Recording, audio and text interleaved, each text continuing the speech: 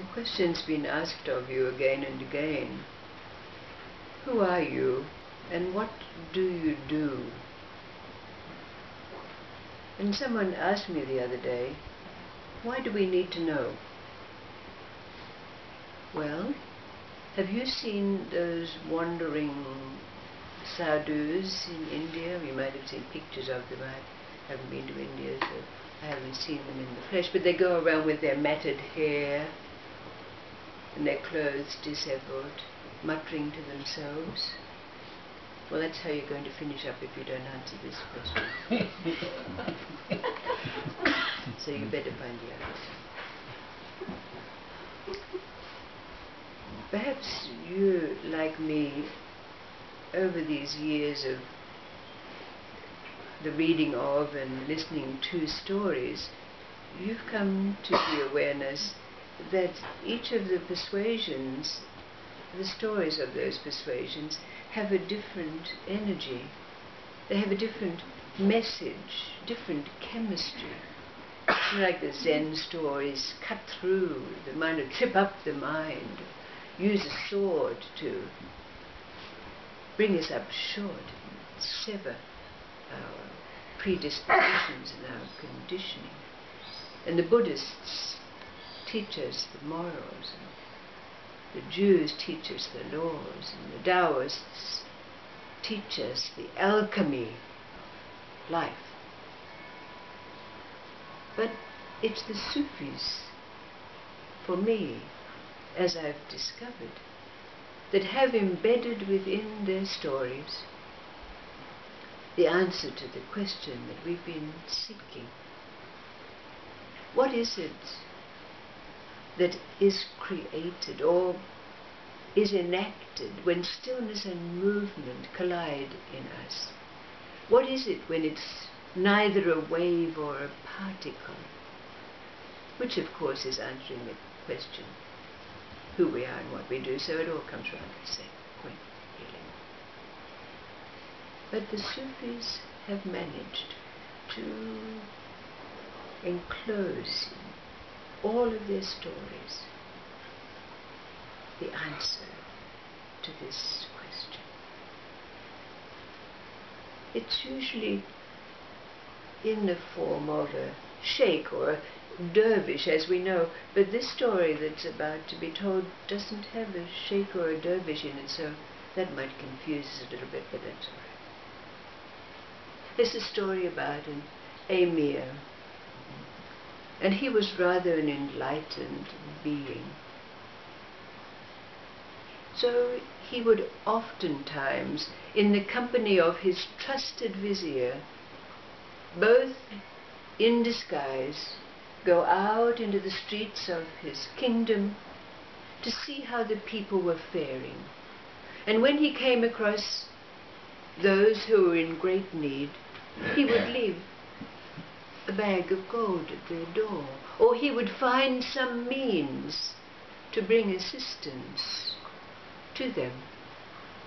One day, the emir and his vizier happened to be sitting in a tea shop with several merchants of the town, and in their repartee, one of the merchants remarked, "Our blessed emir, may he live forever and Allah bring blessings upon him, but he must be very bored."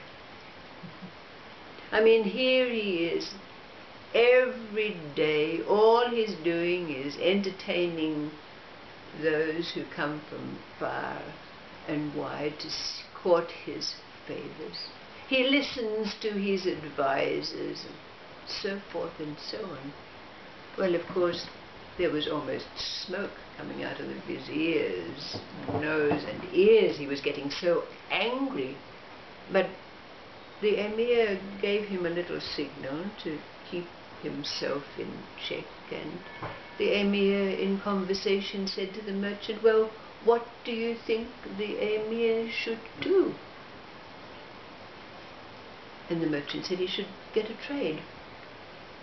Well, everybody at the table laughed about that. the emir with the trade, the skill.